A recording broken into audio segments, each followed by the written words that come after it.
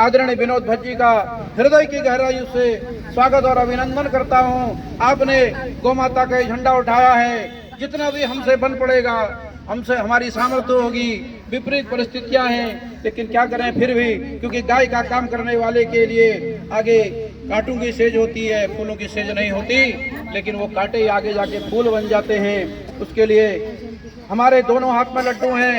अगर हमको गौ माता के कार्य करते हुए प्राण चले गए, सीधे स्वर्ग मिलेगा, मोक्ष मिलेगा। अगर प्राणों की रक्षा हो गई, गौ माता को सम्मान मिल गया, तो उसका पुण्य हमें 7 पीढ़ी तक हमारे पितरों को प्राप्ति होगी।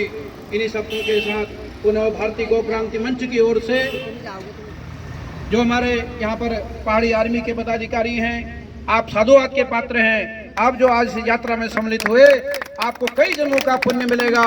और हम इस यात्रा को अब आदरणीय विनोद भट्ट जी आगे की कार्यक्रम को बताएंगे।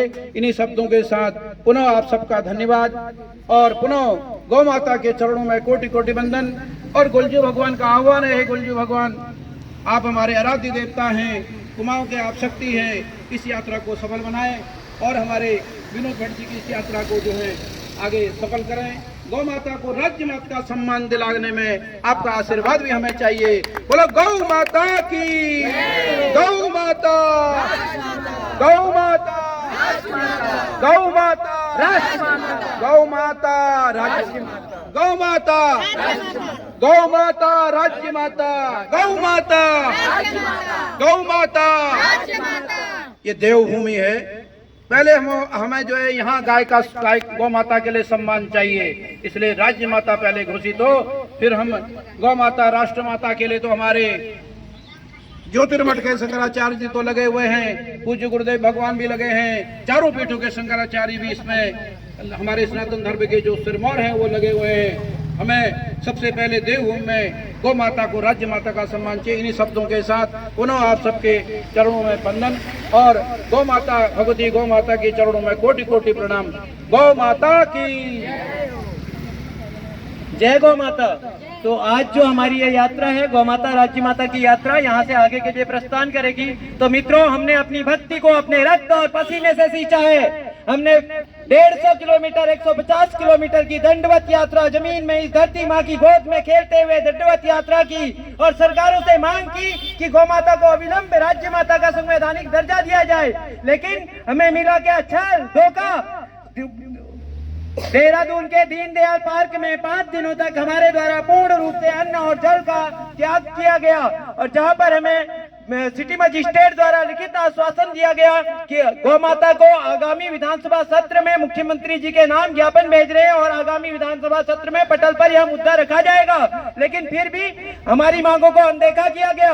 36 से अधिक विधायकों द्वारा हमें लिखित समर्थन पत्र दिए गए, जिन पत्रों की छाया प्रति हमारे द्वारा माननीय मुख्यमंत्री, विधानसभा अध्यक्ष, विधानसभा सचिव को विधिवत रूप से जमा करा दी गई विधानसभा भवन में। उसके बावजूद भी सरकारों द्वारा इस मुद्दे को, इस प्रस्ताव को शामिल नहीं किया गया और न ही हमारे जनप्रतिनिधियों द्वारा इसे शून्य काल में पटल पर रखा गया। तो यह एक बहुत ही सोचनीय विषय है कि इतनी ज्यादा दंडनीय यात्राएं करना, पैदल यात्राएं करना, सरकारों से शांतिपूर्ण ढंग से मांग रखना और उसके बावजूद भी सरकारों द्वारा जन भावनाओं की अनदेखी करना।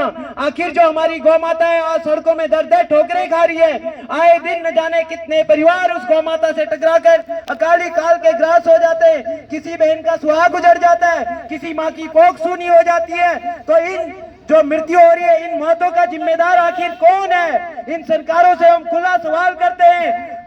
जो हमारी गौचारण की भूमि है, चारागाह है, उन पर भूमाफियाओं का कब्जा है। जो भूचारण की जो हमारी चारागाह है, उनको अविलंब भूमाफियाओं के कब्जे से अधिग्रहण मुक्त कराए जाए। भूमाफिया मॉल में और गौ माता चौराहों में, ये कौन सा न्याय है? तो इसी के साथ हमारी ये यात्रा आगे बढ़ रही है। अपने शब्दों को आज यहीं पर विराम देंगे।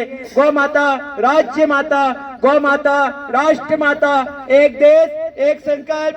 जय गौ माता, हर हर महादेव।